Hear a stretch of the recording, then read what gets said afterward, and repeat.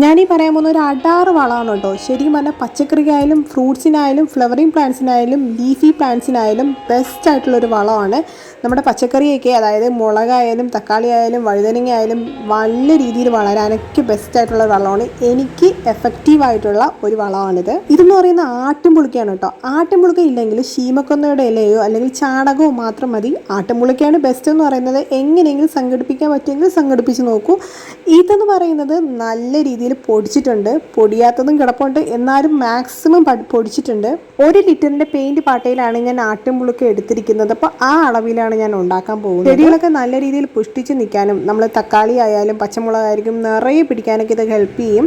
ആട്ടിൻപുളിക്ക നല്ല രീതിയിൽ ഉണങ്ങിയതാകുമ്പോഴാണ് ഇങ്ങനെ പൊടിഞ്ഞു വരിക. അതിനുവേണ്ടി കുറച്ച് മണ്ണിട്ട് വെച്ചിരുന്നാൽ പെട്ടെന്ന് പൊടിഞ്ഞ് കിട്ടും. അതിൻ്റെ കൂടെ തന്നെ നമുക്ക് യൂസ്ഡ് ആയിട്ടുള്ള തേയിലയോ അല്ലെങ്കിൽ എക്സ്പയർഡ് ആയിട്ടുള്ള തേയില ചില കടകളിൽ കിട്ടും, നല്ല വില കുറവായിരിക്കും, അത് നമുക്ക് യൂസ് ചെയ്യാം. അതിൻ്റെ കൂടെ തന്നെ നമ്മളുടെ മുട്ടത്തോട് നല്ല രീതിയിൽ പൊടിച്ചിട്ടുള്ളത് ആഡ് ചെയ്യാം കേട്ടോ. പുഴുങ്ങിയ മുട്ടയുടെ മുട്ടത്തോട് ഞാൻ എടുക്കാറില്ല. കൂടുതലും ഞാൻ ഓംലേറ്റോ അല്ലെങ്കിൽ അല്ലാതെയൊക്കെ പൊട്ടിച്ചൊഴിക്കുന്ന മുട്ടയുടെ തോടാണ് ഏറ്റവും കൂടുതൽ യൂസ് ചെയ്യാറ്. അപ്പോൾ ഇതുപോലെ നല്ല ക്രഷായിട്ട് മിക്സിയിൽ അടിച്ചതിന് ശേഷം ഇതെല്ലാം കൂടെ നമുക്ക് നല്ല രീതിയിൽ മിക്സ് ചെയ്യാം. ഇത് 3 ജൈവ കീടനാശിനി ആയതുകൊണ്ട്, അതായത് ഓർഗാനിക് ആയതുകൊണ്ട് നമുക്ക് ഇനിയും ഇതിൻ്റെ കൂടെ തന്നെ ഓർഗാനിക് ആയിട്ടുള്ള ഏതൊരു വളവും ആഡ് ചെയ്യാം. ഇതിൻ്റെ കൂടെ തന്നെ 2 ലിറ്റർ വെള്ളം നല്ല രീതിയിൽ മിക്സ് ചെയ്ത് കലക്കി 2-3 ദിവസം കഴിഞ്ഞതിന് ശേഷം വേണം നമ്മളിതിനെ ഓപ്പൺ ചെയ്ത് കൊടുക്കാനായിട്ട്. പ്രത്യേകം ശ്രദ്ധിക്കണം, നമ്മൾ നല്ല രീതിയിൽ മിക്സ് ചെയ്തിട്ട് വേണം ഇതിനെ അടച്ചു വെക്കാൻ വേണ്ടിയിട്ട്. മാത്രമല്ല നിങ്ങൾ ശ്രദ്ധിക്കേണ്ട ഒന്നെന്ന് വെച്ചാൽ, നമ്മൾ ഈ വളം ഉണ്ടാക്കി വെച്ചിട്ട് 3 ദിവസം കഴിഞ്ഞിട്ടോ 2 ദിവസം കഴിഞ്ഞിട്ടോ എടുക്കുന്ന വളങ്ങളെല്ലാം സൺലൈറ്റ് ഇല്ലാത്തടത്ത് വേണം നമ്മൾ മാറ്റി വെക്കാനായിട്ട്. അത് പ്രത്യേകം ശ്രദ്ധിക്കണം. അപ്പോൾ ഇതിനെയും ഞാൻ സൺലൈറ്റ് ഇല്ലാത്തടത്താണ് വെക്കാൻ പോകുന്നത്. നേരത്തെ ഒഴിച്ച വെള്ളത്തിന് പകരം വേണമെങ്കിൽ നമുക്ക് കഞ്ഞിവെള്ളം യൂസ് ചെയ്യാം. കഞ്ഞിവെള്ളം ബെസ്റ്റാണ്.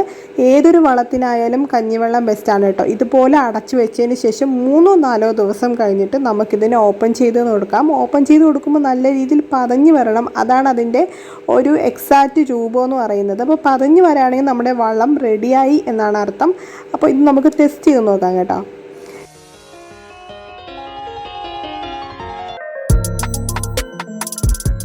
കണ്ട, ഇതുപോലെ പതഞ്ഞ് വരികയാണെങ്കിൽ നമ്മൾ വളം ഓക്കെ ആയി എന്നാണ് അർത്ഥം. ഇതിന് നമുക്ക് 2 രീതിയിൽ ചെടികളിൽ ഒഴിക്കാം കേട്ടോ. ഇതോടെ ഒഴിച്ചതിന് ശേഷം 1 കപ്പ് വെള്ളം ചെടിച്ചട്ടിയിൽ ഒഴിച്ചു കൊടുക്കാം. അതല്ല എങ്കിൽ ഇതിൻ്റെ 2 ഇരട്ടി വെള്ളം ഒരു ബക്കറ്റിൽ ഒഴിച്ചു കൊടുത്തതിന് ശേഷം നമുക്ക് എല്ലാ ചെടികളിലും ഒഴിച്ചു കൊടുക്കാം. ഇപ്പോൾ ഈ വളം 1, 2, 3 സ്പൂൺ നമ്മുടെ ചെടിച്ചട്ടിയിൽ ഇട്ട് കൊടുക്കുമ്പോൾ എപ്പോഴും ശ്രദ്ധിക്കേണ്ടത് ചെടിച്ചട്ടിയുടെ സൈഡിൽ വേണം ഇട്ട് കൊടുക്കാൻ വേണ്ടിയിട്ട്. റൂട്ടിൻ്റെ അടുത്ത് ഇടാൻ പാടില്ല. കാരണം ഇതിൻ്റെ കോൺസെൻട്രേഷൻ കാരണം നമ്മുടെ റൂട്ട് നശിച്ചു പോകാൻ ചാൻസ് കൂടുതലാണ്. അതിനുശേഷം ഏതൊരു വളം യൂസ് ചെയ്താലും വെള്ളം ഒഴിച്ചു കൊടുക്കണം, അല്ലെങ്കിൽ വേരിന് കേടുവരാൻ വളരെ ചാൻസ് കൂടുതലാണ്. അതുമാത്രമല്ല, നമ്മൾ വളം എപ്പോഴും മിക്സ് ചെയ്തിട്ട് വേണം നമ്മുടെ ചെടികളിൽ ഒഴിച്ചു കൊടുക്കാൻ. എങ്ങനെയാണ് ഞാൻ പൊടിക്കുന്നതെന്ന് വെച്ചാൽ, ആട്ടിൻകാട്ടം ഒരു കവറിലോട്ട് ഇട്ടതിന് ശേഷം കുറച്ച് വെള്ളം ഒഴിച്ചിട്ട് കുറച്ച് മണ്ണും കൂടെ ഇട്ടിട്ട് നല്ല രീതിയിൽ പൊതിഞ്ഞ് വെക്കുക. കുറച്ച് നാൾ കഴിയുമ്പോൾ എടുത്തു നോക്കുമ്പോൾ നല്ല രീതിയിൽ പൊടിഞ്ഞ് കിട്ടും. അല്ലെങ്കിൽ പൊടിക്കാൻ നല്ല പാടാണ് കേട്ടോ.